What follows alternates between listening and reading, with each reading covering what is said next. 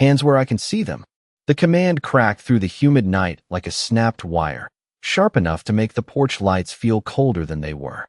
Naomi Carter didn't flinch, not right away, just stood there on the edge of the sidewalk outside her own building, grocery bag hanging from her right hand, keys still looped between her fingers, the faint jingle echoing louder than it should have in the stillness. The streetlight above her buzzed, flickered once, then steadied into a pale yellow glow that painted everything in tired color. Cracked pavement, parked sedans, the chipped railing of the stairs she had climbed every day for nearly 2 decades.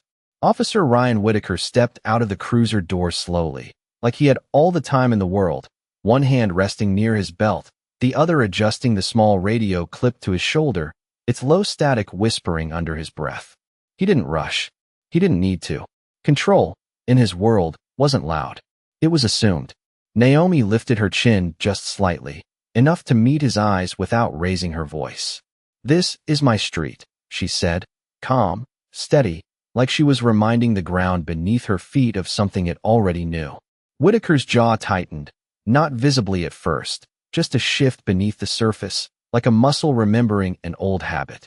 "Not tonight," he replied, his tone even, but edged in something colder than the night air. Somewhere down the block, a screen door creaked open an inch, then stopped.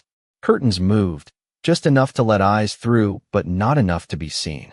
Phones lit up behind glass. No one stepped outside. No one spoke. The neighborhood held its breath in that quiet, practiced way. Like this wasn't new, just another version of a story they had learned to watch without interrupting. Naomi adjusted her grip on the grocery bag, the paper crinkling softly, a carton of eggs shifting inside, fragile but intact. She could feel her heartbeat, slow and deliberate, not racing, not panicking, just present, like a drum keeping time in the background. Whitaker took a step closer, then another, each one measured, deliberate, closing the distance not because he needed to, but because he could. The space between them shrank until it felt intentional, like a line being crossed without being acknowledged. Close enough now that Naomi could smell the faint bitterness of coffee on his breath, mixed with the sterile scent of his uniform. "ID," he said again, quieter this time, as if lowering his voice made the demand heavier. Naomi didn't reach for her bag, didn't move toward her pocket. She just stood there, shoulders relaxed, spine straight, her gaze steady. "I didn't do anything," she said, not defensive, not pleading, just a statement placed carefully between them. Whitaker's fingers brushed the edge of the handcuffs at his side, not grabbing them, just touching, a small motion that didn't need explanation. "You're matching a description," he said, eyes scanning her face like he was reading something already decided. The radio on his shoulder crackled softly, a voice too low to make out, then faded again. Naomi glanced past him for a second, toward the row of houses she knew by heart. The blue one with the leaning mailbox, the brick duplex where Mrs. Alvarez watered her plants every morning, the narrow driveway where kids rode bikes in the afternoons. All of it was still there. All of it was hers. And yet, in that moment, it felt like she was standing outside of it, as if ownership could be questioned by tone alone. She looked back at him.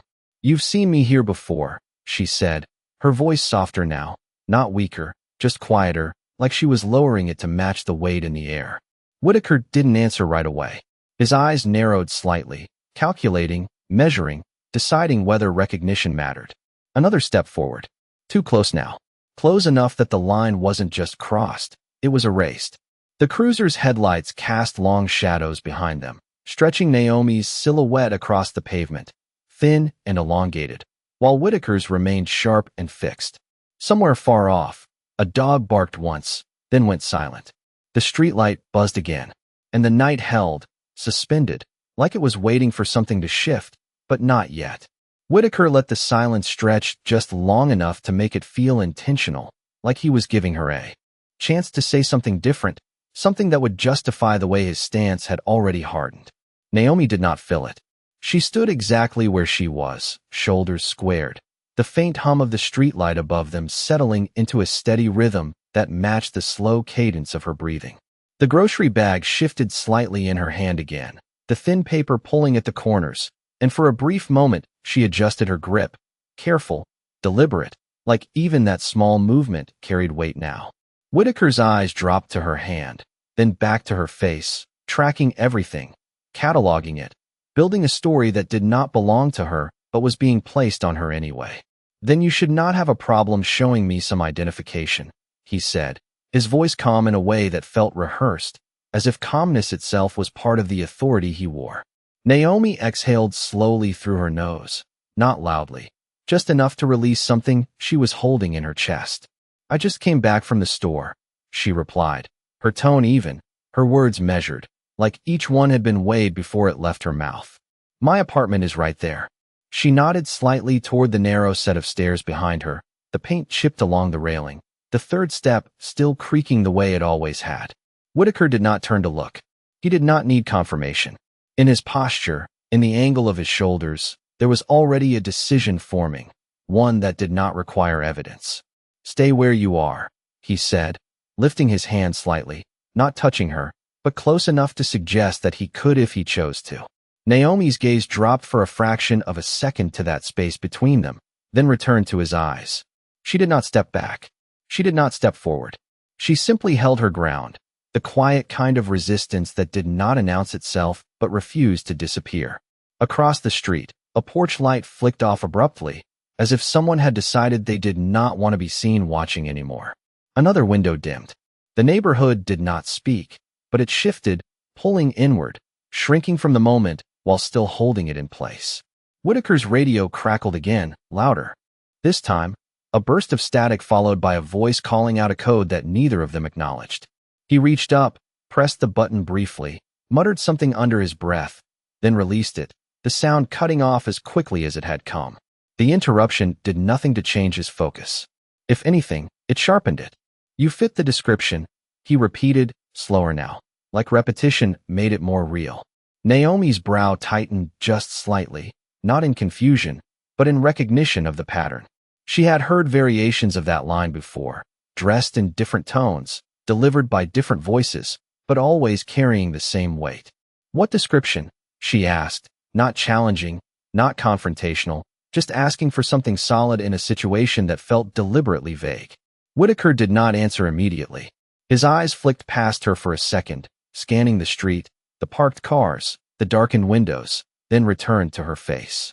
We had a call, he said finally, the words clipped, minimal, as if details were optional. Naomi let that settle in the space between them. A call. Somewhere, someone had said something, and now she was standing here, being measured against it without ever knowing what it was. She shifted her weight slightly onto her back foot, the movement subtle, almost imperceptible, but enough to relieve the tension in her front leg. The asphalt beneath her sneakers still held the warmth from the day, but the air had cooled, wrapping around them in a thin layer of dampness that made every breath feel heavier. Whitaker took another step closer, closing what little distance remained, his presence now filling the space in a way that made the rest of the street feel farther away than it actually was. Do not make this more difficult than it needs to be, he said, and this time there was something else under the calm, something firmer, less patient. Naomi's fingers tightened slightly around her keys, the metal pressing into her palm, grounding her. She could feel the edges, the familiar shapes, the small scratches worn into them over years of use. Home was right behind her, close enough to touch, far enough to be kept from her. She lifted, her chin just a fraction again, her voice steady when she spoke. I am not making anything difficult, she said. I am standing in front of my home. For a moment, neither of them moved. The streetlight buzzed again, a low electrical whisper overhead. Somewhere down the block, a car passed slowly, headlights sweeping across the scene for a brief second before continuing on, the light fading as quickly as it came. Whitaker's jaw shifted, his stance adjusting as if he was preparing to move things forward, to push past the stalemate that had settled in. Naomi did not look away. She did not lower her gaze. She held it, quiet and unyielding, and in that stillness, something in the air tightened, like a wire being pulled just a little too far, waiting for the moment it would either snap or hold. Whitaker's hand hovered for a second longer than necessary, not touching her, not yet, but close enough that the space between them felt claimed, like territory marked without permission. Naomi did not move. The stillness in her posture was not passive, it was deliberate, a quiet refusal to react in the way he seemed to expect. Her breathing stayed even, slow, controlled, each inhale measured, each exhale steady, like she had learned long ago that losing rhythm meant losing ground. The radio on his shoulder crackled again, sharper this time, a voice breaking through with urgency. But he ignored it, his focus locked on her, as if the rest of the world had narrowed to this single moment. "Last time," he said, his voice lower now, not louder, but heavier, as if he believed lowering it would carry more weight. Identification. Naomi's fingers shifted slightly against the keys in her palm, the cool metal pressing into her skin, grounding her in something real, while everything else felt distorted. She could hear her own heartbeat now, not fast, not panicked, just present, steady, like a metronome keeping time in a room that had forgotten how to breathe. She turned her head just a fraction, glancing again toward the stairs behind her, toward the door she had opened thousands of times, toward the space that held her life in quiet, ordinary detail.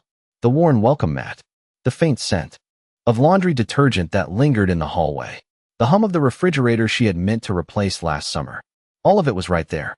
All of it was being held just out of reach by a conversation that should not have existed. She looked back at him. "You already know I live here," she said, her voice soft but unwavering, not rising, not pushing, just stating something that felt obvious enough to not need defense.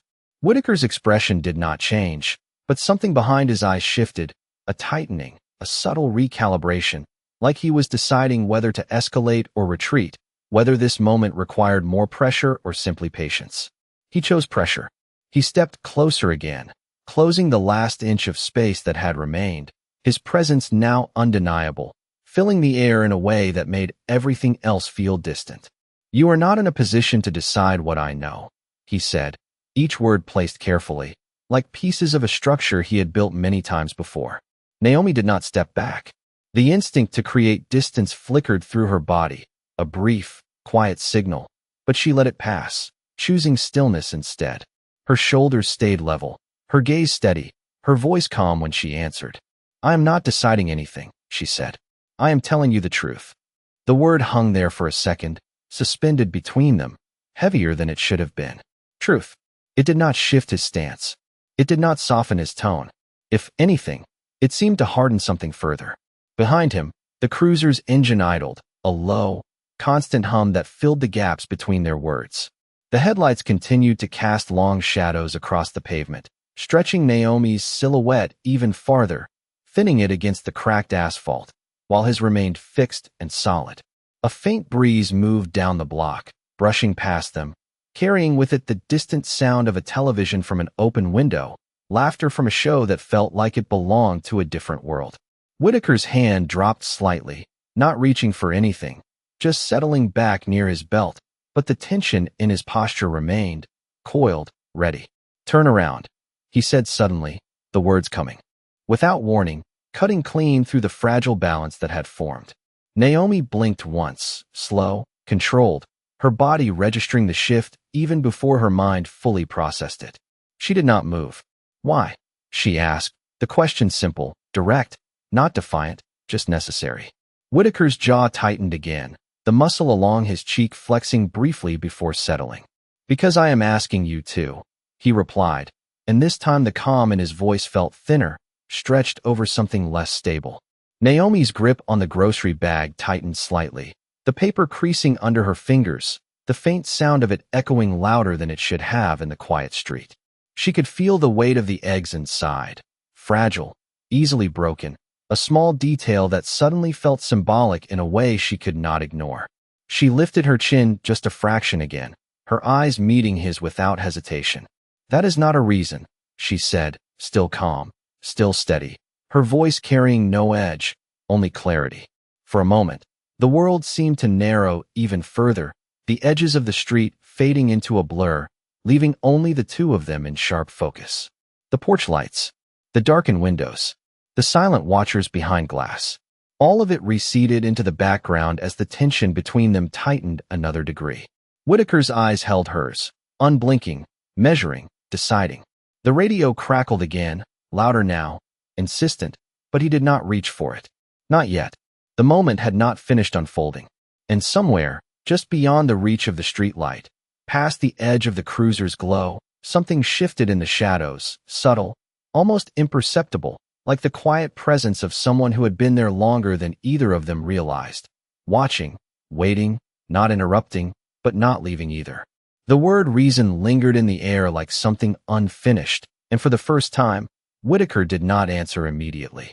His eyes stayed locked on Naomi's, but the certainty in them flickered, just for a fraction of a second, like a light losing power before stabilizing again. He shifted his weight slightly, the leather of his duty belt creaking faintly, the small sounds of equipment brushing against each other filling the silence in a way that felt louder than it should have. Naomi did not look away. Her grip on the grocery bag steadied, the paper no longer crinkling, her fingers relaxed but firm, like she had found her center and decided to stay there. The radio on his shoulder burst again, sharper this time, the voice on the other end cutting through with urgency, calling his badge number, repeating it, waiting. Whitaker's jaw tightened, and this time he reached up, pressing the button with a short, controlled motion. "Stand by," he said into it. His voice clipped, low, as if the conversation in front of him mattered more than whatever was waiting on the other end. He released the button, and the static faded, leaving the street quiet again, but not empty. Naomi's eyes flicked briefly to the radio, then back to him, taking in the detail without reacting to it. She could feel the shift now, subtle but real, like something had entered the space without announcing itself. The air felt different, heavier in one way, lighter in another, as if the balance of the moment had tilted just slightly off-center. Whitaker exhaled slowly, not a sigh, just a controlled release, and his posture adjusted again, less forward, less pressing, but still firm. "You are making this more complicated than it needs to be," he said, but the edge in his voice had changed, not gone, just altered, like it had been forced to recalculate. Naomi tilted her head a fraction, her expression calm, almost curious now, as if she was listening not just to what he said, but to what had shifted underneath it. "I am answering you," she replied. "You are not answering me." The distinction landed quietly, but it stayed. Whitaker's eyes narrowed slightly, and for a moment it looked like he might push forward again, repeat the command, insist on control the way he had been trained to do. But something held him there, something unseen but present, like a pressure he could feel without identifying. Behind him, just at the edge of the cruiser's headlights, a shadow moved, slow and deliberate, not stepping into the light, not yet, but no longer hidden either. Naomi noticed it first, not with a turn of her head, but with a shift in her focus, her eyes softening for a split second before returning to Whitaker. She did not acknowledge it. She did not need to. The presence was there, steady, grounded, not rushing, not intervening, just watching. Whitaker felt it next, not visually, but instinctively, the way someone senses another person entering a room even without hearing a door open. His shoulders stiffened, and he turned his head slightly, just enough to glance over his right shoulder without fully breaking his stance. The movement was quick, controlled, but it confirmed what he had already begun to register. Someone else was there. Not a neighbor behind glass. Not a passing car. Someone closer. Someone intentional. The cruiser's headlights caught the outline first, a figure standing just outside their brightest reach, posture straight, still, composed in a way that did not match the quiet tension of the street. At the figure's side, low to the ground, a shape remained perfectly still, alert without being aggressive, present without making a sound. Whitaker turned back to Naomi, but the shift had already happened. It was in the way his stance adjusted, in the way his voice did not come as quickly this time, in the way the certainty he had carried into the moment no longer filled the space the same way. Naomi saw it. Not triumph, not satisfaction, just recognition. The balance had changed.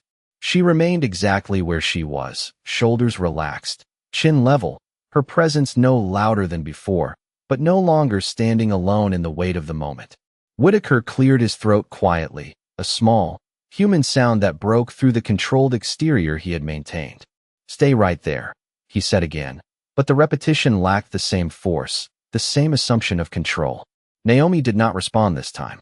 She did not need to. The streetlight buzzed softly overhead. The cruiser's engine continued its low hum, and somewhere in the distance, The faint sound of footsteps on pavement approached at a measured pace, unhurried, deliberate, closing the space one step at a time without raising a single word. And as that presence drew closer, the silence between Naomi and Whitaker no longer felt like pressure. It felt like something waiting to be seen. The footsteps did not rush, did not echo with urgency, just a steady rhythm against the pavement, measured and controlled, each step placed with intention rather than reaction. Whitaker heard them clearly now, the sound cutting through the low hum of the cruiser and the faint buzz of the streetlight. And for the first time since he stepped out of his vehicle, his attention split. Not fully, not enough to turn his back, but enough to acknowledge that the moment was no longer contained between just him and Naomi. Naomi remained still, her posture unchanged, but her awareness expanded, like the edges of her world had widened without her needing to move. She did not look toward the approaching presence. She did not need to confirm it. The shift in Whitaker had already told her everything. The figure stepped into the outer edge of the light, not fully illuminated, but no longer a silhouette either. Tall, composed, shoulders squared without tension, the kind of stance that did not seek control, yet carried it naturally. Beside him, slightly ahead, the dog moved with quiet precision, its head level, ears alert, every motion calm but attentive, like it understood the space without needing direction. The leash hung loose, not pulled, not guiding, just there as a formality. Whitaker straightened instinctively, a reflex he did not consciously choose, his hand dropping fully from its earlier hover, settling at his side. His eyes shifted past Naomi now, landing on the newcomer, scanning quickly, assessing, recalibrating. The air between them changed again, not dramatically, but enough to be felt, like a pressure valve releasing just slightly. The man did not speak immediately. He stopped a few feet away, close enough to be part of the moment, far enough to not intrude on it. His gaze moved once from Whitaker to Naomi, then back, steady, unreadable, not confrontational, not passive, just present. The dog remained still beside him, its attention fixed forward, its body relaxed but ready, like a quiet extension of the man's composure. Whitaker cleared his throat again, softer this time, his voice returning but lacking the same sharp edge it had carried before. "Sir, this is an active situation," he said, the words structured, official, but something underneath them had shifted, something less certain, more aware. The man nodded once, slow, acknowledging the statement without reacting to it. "I can see that," he replied, his voice even, calm in a way that did not need volume to carry weight. Naomi felt the words settle into the space differently than anything that had been said so far. Not louder, not stronger, just grounded, like they belonged. Whitaker adjusted his stance again, squaring his shoulders slightly, reclaiming what he could of the authority he had held moments ago. "I need you to step back," he said, but the command lacked the same force, the same assumption that it would be followed without question. The man did not move. Not forward, not back. He remained exactly where he was, his posture unchanged, his presence steady. "She is standing in front of her home," he said, his tone neutral, not challenging, just stating something simple, something that had already been said but now carried a different weight. Whitaker's jaw tightened again, but this time it was different, less about control, more about recalculation. His eyes flicked briefly to Naomi, then back to the man, measuring the shift that had taken place, the way the moment had expanded beyond his initial frame. "That is not the issue," Whitaker replied, but even as he said it, the words felt thinner, like they were losing substance the longer they stayed in the air. The dog shifted its weight slightly, a small movement, barely noticeable, but enough to draw attention to its presence, its quiet alertness, the way it observed without reacting. Naomi's fingers loosened slightly around the grocery bag, the tension easing not because the situation had resolved, but because the balance had changed. She took a slow breath, the first one that felt deeper than the others, filling her chest fully before releasing it just as steadily. The man's gaze moved to her again for a brief second, not intrusive, not questioning, just a simple acknowledgement, like he was confirming something without needing words. Whitaker noticed it. He noticed everything now. The alignment, the stillness, the way the moment no longer belonged solely to him. He reached up again, pressing the button on his radio, this time holding it a fraction longer. Unit requesting status update, he said, his voice controlled, but different, like he was re-entering a system larger than himself. The static answered, followed by a voice responding, clearer now, more immediate. As he released the button, the silence that followed did not feel the same. It was no longer a vacuum waiting to be filled by command. It was space shared, balanced, held between three people and one quiet, watchful presence at knee level.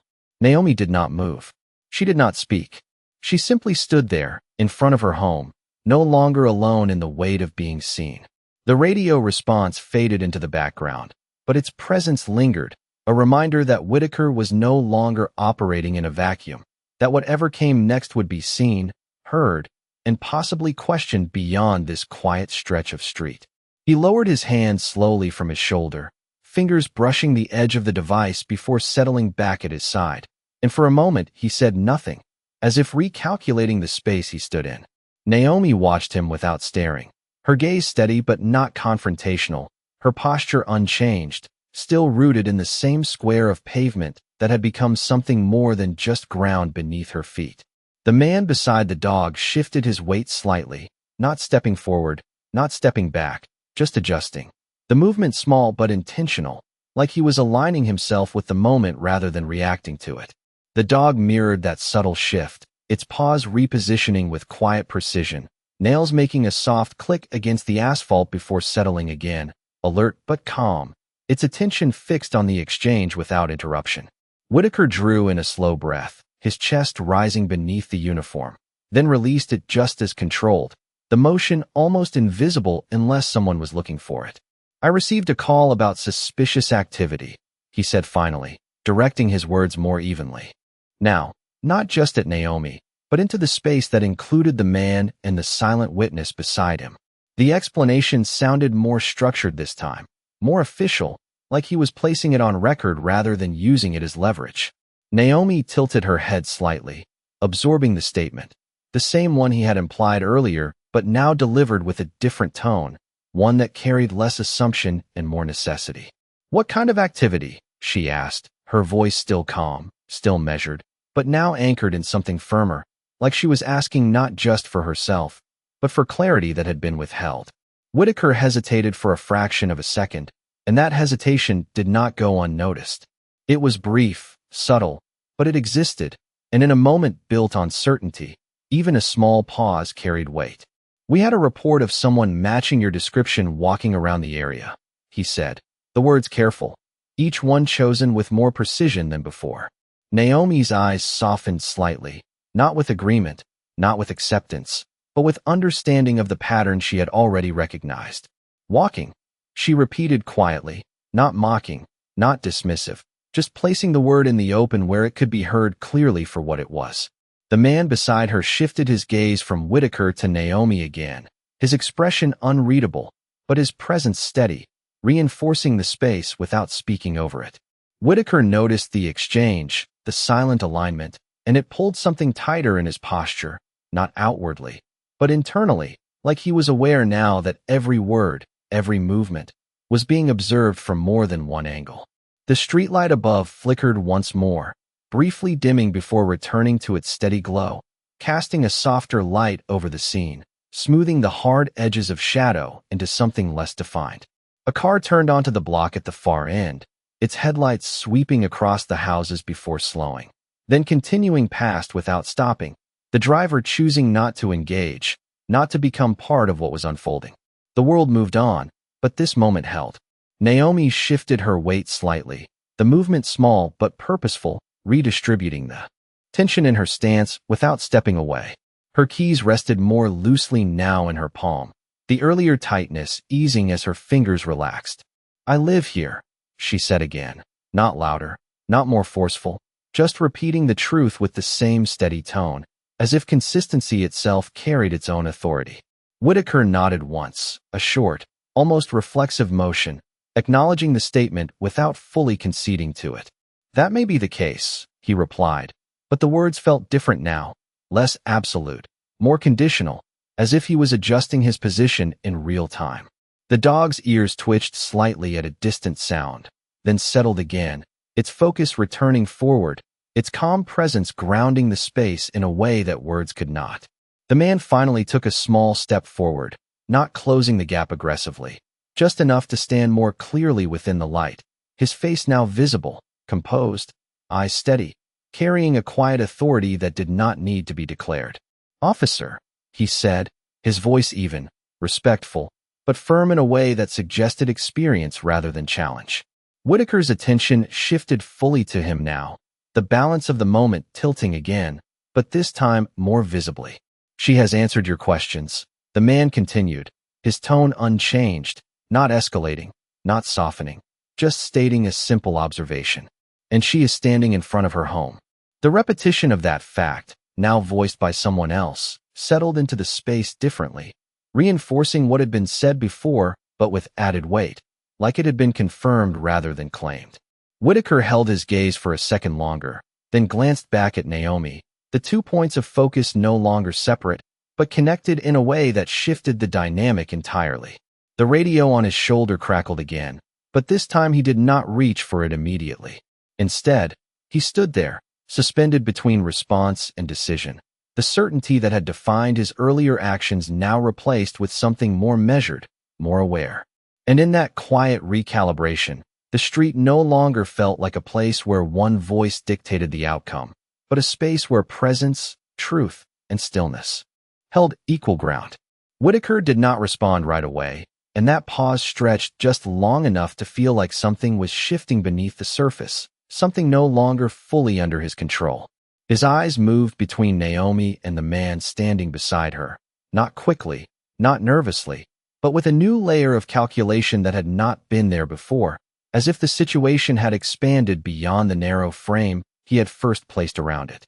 Naomi remained still, her shoulders relaxed, her breathing steady, her presence grounded in a way that did not demand space but refused to surrender it either. The man stood with quiet certainty, his posture unchanged, the kind of stillness that came from knowing exactly where you belonged without needing to prove it. The dog beside him remained alert, its gaze steady, its body calm, a silent extension of discipline and awareness that filled the gaps between words. The street itself seemed to lean into the moment, the hum of distant traffic fading, the faint sounds from nearby homes softening, as if the entire block had slowed to witness what would come next. Whitaker finally cleared his throat, a small, human sound that cut through the controlled exterior he had maintained. "I am doing my job," he said, his voice measured, but the certainty that had once defined it now carried a trace of defensiveness, subtle but present. Naomi's eyes did not harden, did not soften. They simply held his, steady and unwavering. "So am I," she replied quietly, and for a second, the words hung there, simple, direct, impossible to ignore. Whitaker's brow tightened slightly, the meaning settling deeper than he expected, and he shifted his stance again, the weight moving from one foot to the other, the adjustment small but telling. The man beside her tilted his head just a fraction, not in disagreement, not in approval, just acknowledging the exchange, as if he recognized the shift that had taken place within it. Whitaker glanced down briefly, his eyes catching the grocery bag in Naomi's hand, the slight indentation where her fingers held it, the careful way she balanced its weight, and for the first time, that detail seemed to register not as something incidental, but as something real, something that did not fit the narrative he had started with. He looked back up, his voice returning, but quieter now. "There was a report," he said again, as if repeating it might restore the structure he had lost. Naomi nodded once, slow, controlled. "You said that," she answered, her tone even, not dismissive, just acknowledging what had already been placed in the air. The repetition did not strengthen his position this time. It thinned it. The dog shifted slightly again, its tail still, its posture unchanged, but its presence undeniable, a quiet anchor in a moment that had begun to drift. The man took another small step forward, not closing the space aggressively, just enough to stand fully within the light, his features now clear, his expression calm but firm. "Officer," he said again, and this time there was a subtle change in his tone, not louder, not harsher, but more defined, like a line being drawn without being announced. Whitaker's attention moved to him fully now, the balance of the moment shifting once more, but not abruptly, just steadily, like a tide turning. She has identified herself by standing in front of her home. The man continued, his words deliberate, precise, each one placed carefully. You have no indication of wrongdoing beyond a vague description. The phrasing landed differently than anything Naomi had said, not because it contradicted her, but because it framed the situation in terms Whitaker could not easily dismiss. Whitaker's jaw tightened again, but this time it was not just resistance, it was recognition, the awareness that the ground he stood on was no longer as solid as it had been. He glanced at the man's stance, the controlled posture, the calm presence, then at the dog beside him, the disciplined stillness that spoke without words, and something in his expression shifted again, subtle but unmistakable. "And you are?" Whitaker asked, his voice measured, but now carrying a different kind of weight, one that sought information rather than asserting control. The man did not answer immediately. He held Whitaker's gaze for a second, then reached calmly into his pocket, the movement. Slow, deliberate, not sudden, not threatening, just purposeful. Naomi watched the motion without tension, her body remaining relaxed, her focus steady. The dog did not move, did not react, its calm presence reinforcing the controlled nature of the moment. The man withdrew a small card, holding it at chest level, not pushing it forward, not hiding it either, simply presenting it in the open space between them. Whitaker's eyes dropped to it, scanning quickly, his posture shifting almost imperceptibly as the information registered. The change was not dramatic. It did not need to be. It was in the way his shoulders settled, the way his stance adjusted, the way the edge in his presence softened just enough to reveal something else beneath it. Naomi saw it, not as victory, not as defeat, just as a shift, a quiet, undeniable shift in the balance of the moment, where authority no longer stood alone, and truth no longer stood unrecognized. Whitaker's eyes stayed on the card for a second longer than necessary, as if reading it again might change what it said, but it did not. The information settled in quietly, not with shock, not with drama, just a steady weight that altered everything without needing to announce itself. He handed it back with a controlled motion, his fingers careful, precise, like the act itself required a different level of attention now. The man accepted it just as calmly, slipping it back into his pocket without breaking eye contact, the gesture smooth, practiced, leaving no trace of tension behind. Naomi watched the exchange without shifting her stance, her grip on the grocery bag steady, her breathing even, but something inside her eased, not fully, not completely, just enough to allow a deeper breath to pass through her chest without resistance. The dog remained still, its presence unchanged, but its attention sharpened, as if it understood that the moment had crossed into something more defined. Whitaker straightened slightly, the subtle adjustments in his posture now more visible, less about asserting control and more about regaining composure. "All right," he said, the words measured, quieter than before, carrying less force but more awareness. The statement did not resolve anything on its own, but it shifted the tone of what followed. Naomi did not respond immediately. She simply held her position, her gaze steady, her presence unchanged, allowing the moment to continue without filling it unnecessarily. The man beside her remained silent as well, his posture still, his expression unreadable, but his presence firm, like a boundary that did not need to be spoken to be understood. Whitaker glanced briefly down the street, then back, as if orienting himself within a larger context he had momentarily lost. The radio on his shoulder crackled again, the voice on the other end more insistent now, calling his unit number, asking for an update. This time, he responded without hesitation, pressing the button and speaking clearly. "Situation under control," he said, the phrase simple, official, but carrying a different meaning than it might have a few minutes earlier. He released the button, and the static faded once more, leaving the quiet intact. Naomi shifted her weight slightly, the movement small, almost imperceptible, but it marked the first change in her stance since the man had stepped into the light. Her fingers relaxed further around the keys, the metal no longer pressing sharply into her palm, the tension in her hand easing into something closer to normal. Whitaker noticed it. He noticed everything now. The way her shoulders had remained level the entire time. The way her voice had never risen. The way she had not stepped back, not once. And he noticed the man beside her, the quiet authority that did not compete with his own, but simply existed alongside it, steady, undeniable. "Ma'am," Whitaker said, turning his attention fully to Naomi again, but this time his tone carried a different quality, one that was less directive and more measured, as if each word was being chosen with greater care. "You are free to go." The sentence landed cleanly, without hesitation, without embellishment, but it carried the weight of everything that had come before it. Naomi held his gaze for a second longer, not challenging, not questioning, just acknowledging the shift for what it was.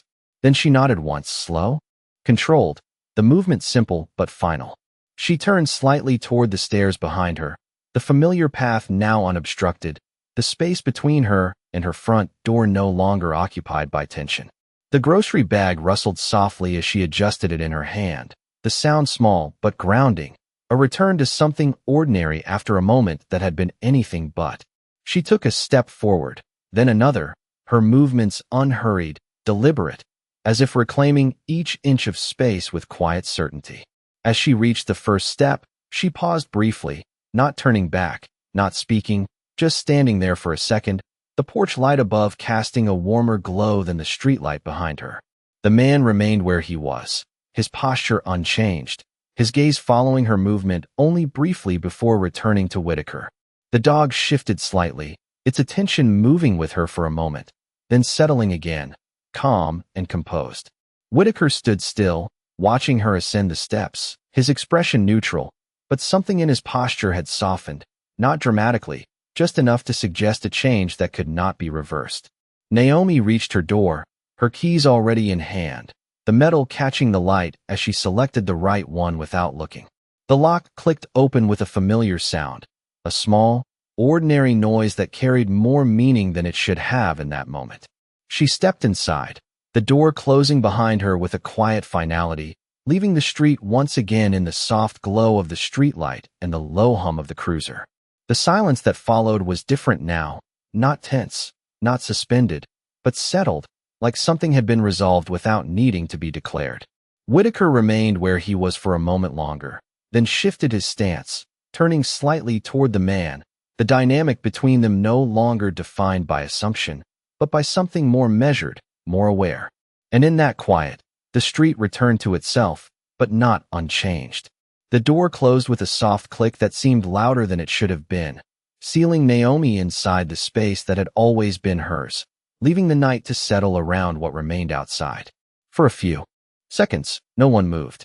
The porch light above her entrance cast a warm glow over the steps, a quiet contrast to the cooler streetlight behind Whitaker, creating a divide that felt symbolic without needing explanation. Whitaker stood where he was, his gaze lingering on the door just a moment longer than necessary, as if confirming that the situation had truly ended, that there was nothing more to question, nothing more to control. The man beside him did not shift his stance, did not speak, simply remained present, allowing the silence to stretch without filling it. The dog's posture remained composed, its attention now softer, no longer fixed on Naomi, but still aware of the space, of the shift that had taken place. Whitaker finally exhaled, a slow breath that seemed to release something he had been holding without realizing it, his shoulders lowering just slightly as the tension eased out of his frame. He adjusted his footing, turning more fully toward the man now, the dynamic between them no longer framed by confrontation, but by something quieter, more reflective. "I appreciate your cooperation," Whitaker said, the words formal, practiced, but lacking the earlier edge that had defined his tone. The man regarded him for a moment, his expression steady, not dismissive, not impressed, simply observant. "She handled herself," he replied, his voice calm. Even, the statement simple but carrying more weight than any formal exchange could. Whitaker nodded once, the motion brief, acknowledging the truth in that without argument. The cruiser's engine idled behind him, a low, constant presence, reminding him of where he stood, of the role he carried. But now that role felt slightly different, less rigid, more aware of its limits. He glanced down at the pavement for a moment, the faint cracks in the asphalt catching the light, small imperfections that had always been there, but rarely noticed. When he looked back up, his posture had shifted again, not dramatically, but enough to signal a change that would not easily reverse. "I responded to a call," he said, quieter now, less as a justification, more as a statement of fact, something he needed to place in the open. The man tilted his head slightly, considering the words, then nodded once, not agreeing, not disagreeing, simply acknowledging them. "And you made a decision," he said, his tone steady, not accusatory, not forgiving, just clear. Whitaker held his gaze for a second, the meaning settling in, the distinction between response and choice becoming harder to ignore. The dog shifted its weight again, its leash still loose, its presence calm, as if the tension that had once filled the air no longer required its full attention. A breeze moved through the street, brushing against Whitaker's uniform, carrying with it the faint scent of cut grass and distant traffic, grounding the moment in something ordinary again. He reached up, pressing the button on his radio once more, his voice steady as he spoke. "Call resolved," he said, the words simple, final, marking the end of something that had stretched far beyond a routine response. The static answered, then faded, leaving the street quiet once again. Whitaker lowered his hand slowly, his eyes drifting once more toward Naomi's door, then back to the man beside him. "Have a good night," he said, the phrase standard, automatic. But this time it carried a different tone, less like a dismissal, more like a closing. The man gave a small nod, his expression unchanged, his presence steady until the last moment. Then, without another word, he turned slightly, his movement smooth, unhurried, the dog following instantly, its steps silent, precise, the two of them moving together as one. They did not look back. They did not need to. Whitaker remained standing by the cruiser, watching them for a second as they moved out of the direct light, their figures blending into the softer shadows of the street, their presence fading without losing its impact. He stood there a moment longer, the quiet pressing in around him, not heavy, not tense, just present, like something had been revealed without being spoken. Then he turned, opening the cruiser door with a measured motion, the interior light flickering on briefly before he stepped inside. The door closed, the engine shifted, and the vehicle pulled away slowly, its headlights sweeping across the pavement before turning the corner and disappearing from view. The street settled back into itself, the porch lights dimming, the curtains still, the night reclaiming its rhythm. But beneath that calm, something remained, subtle, unseen, a quiet reminder that not every moment of power stays unchanged once it has been witnessed. The cruiser's taillights disappeared at the corner, leaving behind a quiet that felt fuller than silence, like the street had exhaled but not completely let go. Inside her apartment, Naomi stood just behind the door for a moment, her hand still resting lightly against the wood, feeling the faint vibration fade as the outside world moved on without her. The familiar scent of her home wrapped around her, laundry detergent, a hint of lemon from the cleaner she used on the counters, the soft hum of the refrigerator steady in the background. She closed her eyes briefly, not in relief, not in exhaustion, just in recognition of the shift she had just walked through. Then she opened them, set her keys down on the small table by the door, and moved forward, her steps quiet against the worn hardwood floor. Outside, a block away, Whitaker slowed the cruiser at a stop sign he had driven through 100 times before without thinking, but tonight his foot pressed the brake a second longer than necessary. The red glow of the dashboard lights reflected faintly across his hands on the wheel, steady but not as relaxed as they usually were. He stared straight ahead, but his focus was not on the road. It was on the moment he had just left behind, replaying in pieces, not loud, not dramatic, just persistent. The way she had stood, the way she had not raised her voice, the way she had not stepped back, and the way everything had shifted when that man stepped into the light. Whitaker exhaled slowly, his grip tightening slightly on the steering wheel before easing again. The radio crackled, a routine call, another situation somewhere else, another voice expecting response. He pressed the button, answered briefly, his tone controlled, professional, but something underneath it had changed, something quieter, more measured. He released the button and drove on. But the rhythm felt different now, like something in him had been adjusted by a fraction he could not ignore. Back on the block, the man and the dog continued down the sidewalk, their pace unhurried, their presence no longer needed but not diminished.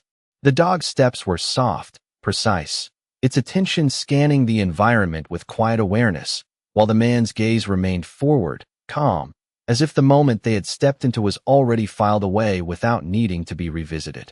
A porch light flicked off behind them. Another window dimmed.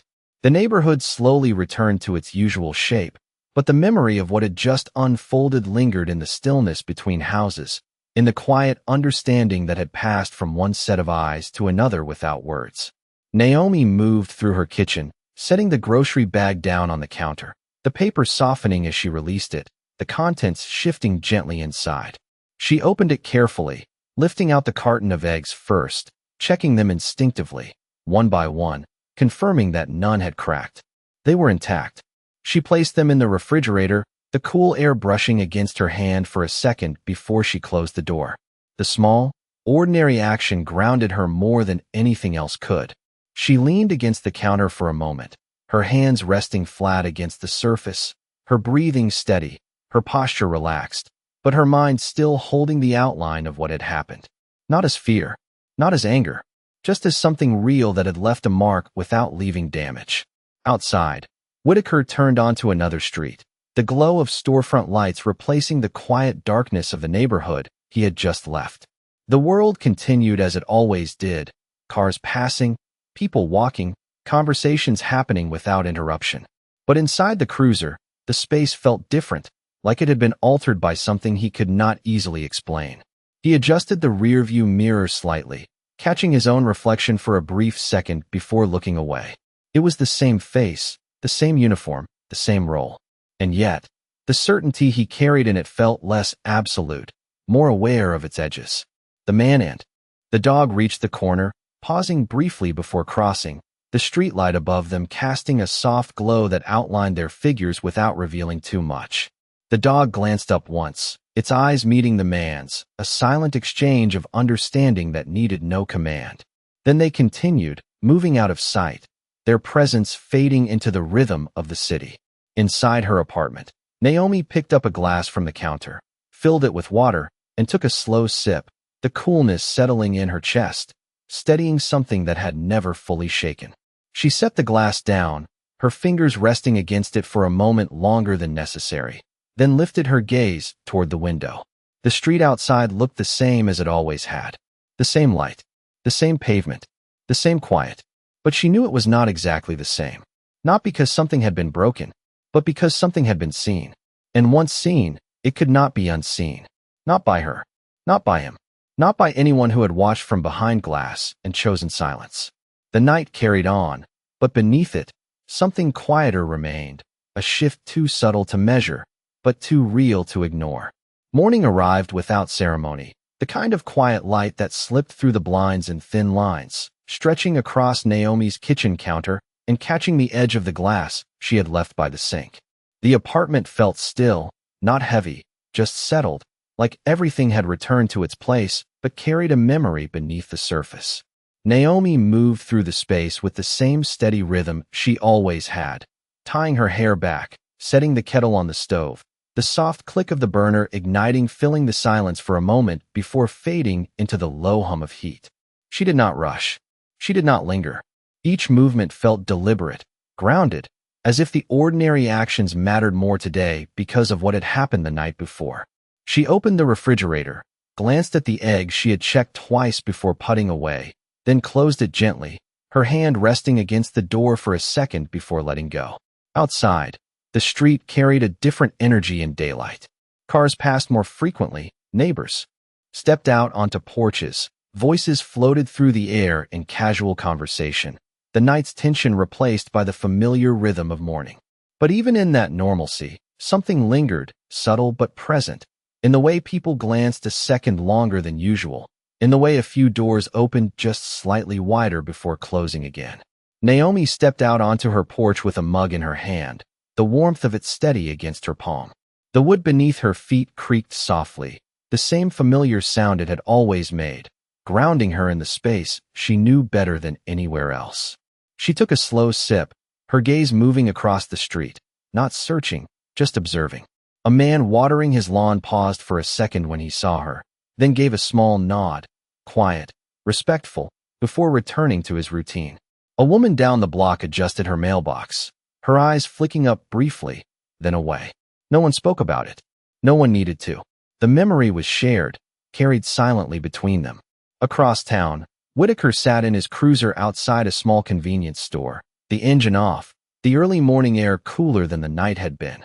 His uniform was the same, pressed, composed, every detail in place, but his posture held something different, something less rigid, more aware of itself. A paper cup of coffee rested in the holder beside him, untouched, the surface no longer steaming.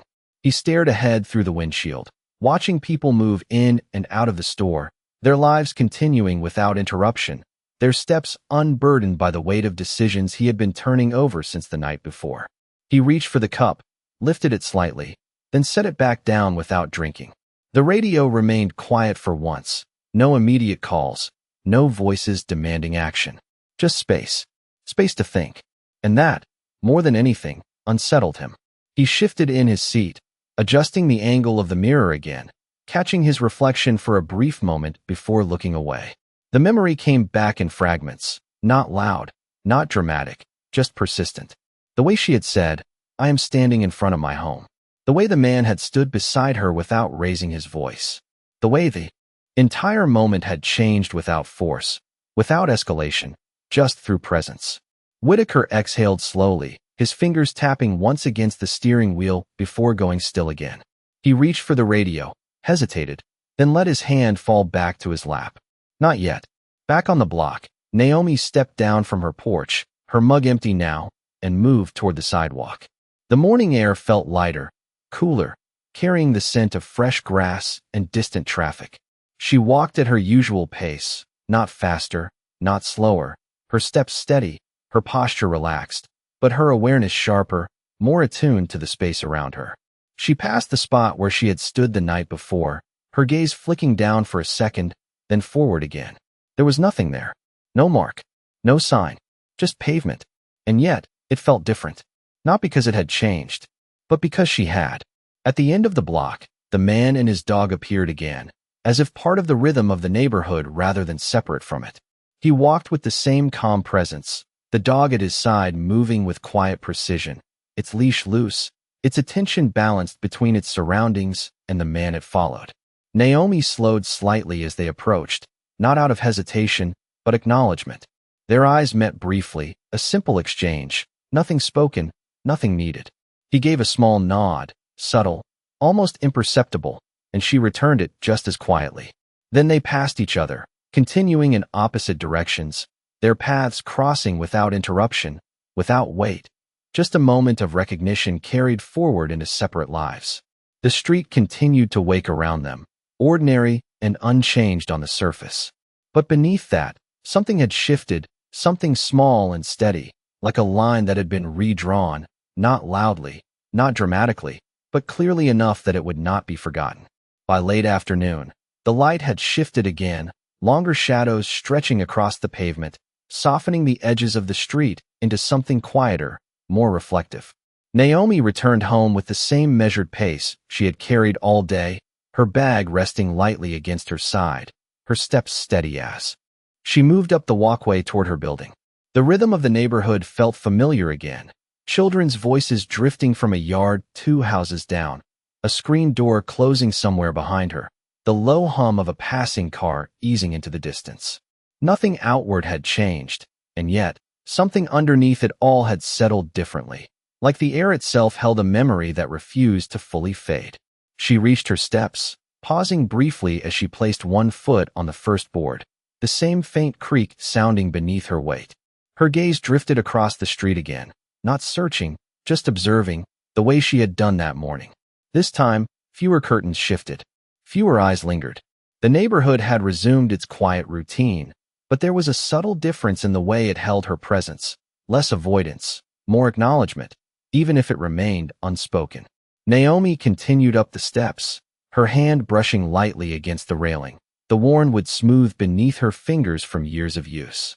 As she reached her door, she paused again, not out of hesitation, but out of recognition. The space in front of her, the same place where everything had unfolded the night before, felt different now, not tense, not heavy, just understood.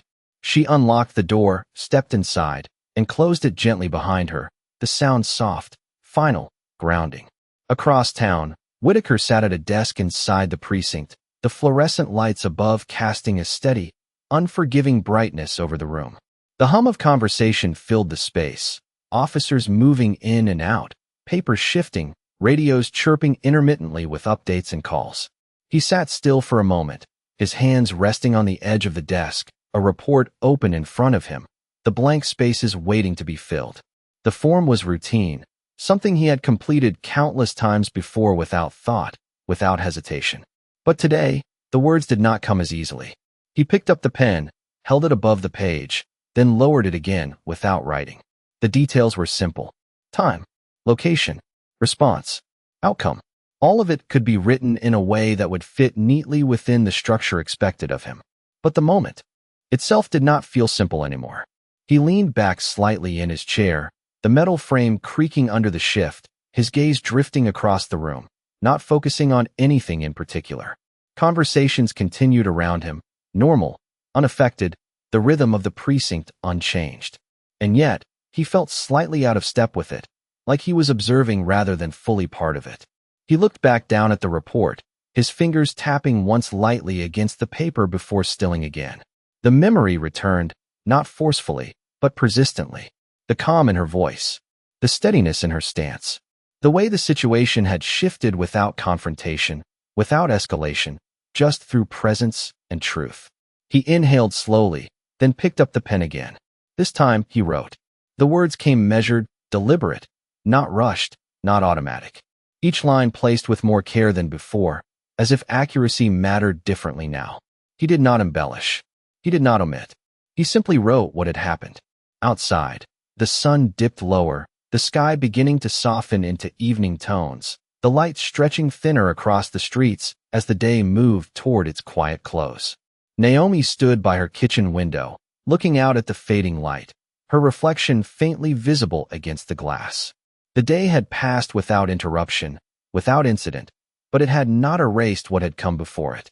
It had simply layered over it, adding something new without removing what remained underneath.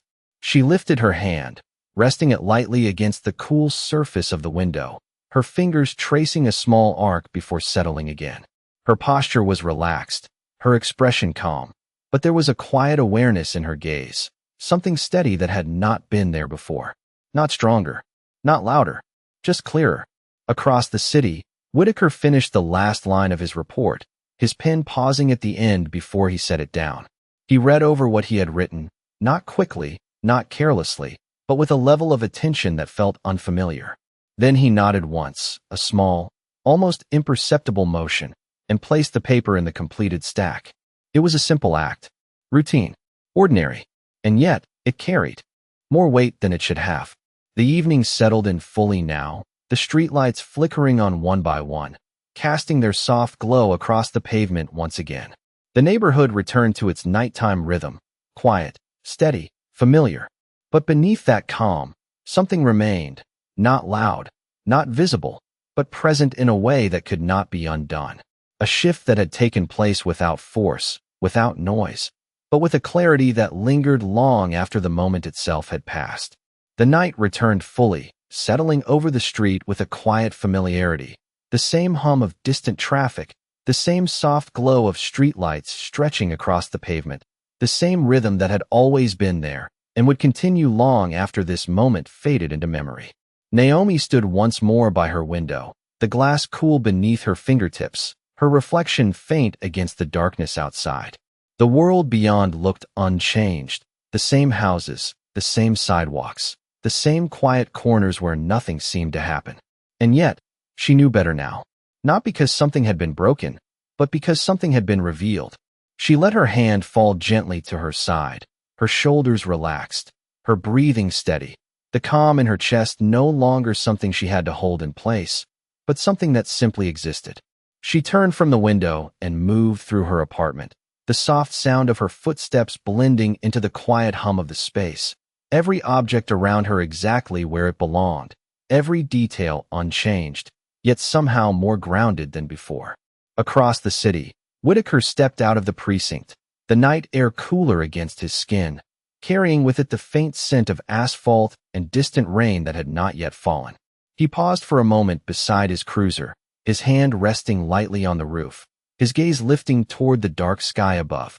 The day had passed, the report had been filed, the routine had continued, but the moment from the night before had not dissolved into it. It remained, not as a disruption, but as something quieter, something that had settled into place without asking for permission. He exhaled slowly, the breath visible for a second in the cooler air, then gone.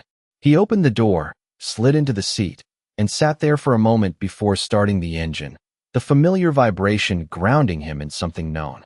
But even that felt different now, not wrong, just less automatic. Back on the block, the man and his dog passed through once more, their presence as steady and unspoken as it had been from the beginning. They did not pause this time. They did not look toward the house or the window or the place where the moment had unfolded. They simply moved forward, their pace unchanged, their presence part of the quiet rhythm of the night. The dog's steps were soft, precise, its attention balanced, its posture calm, a silent reflection of the discipline it carried. And the man beside it walked with the same quiet certainty, not seeking recognition, not leaving a trace, just existing within the space with a clarity that did not need to be spoken. Naomi moved toward her door again, not out of necessity, but out of something quieter, something instinctive.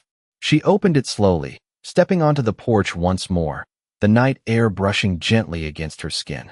The street stretched out before her, calm, undisturbed, the same as it had always been.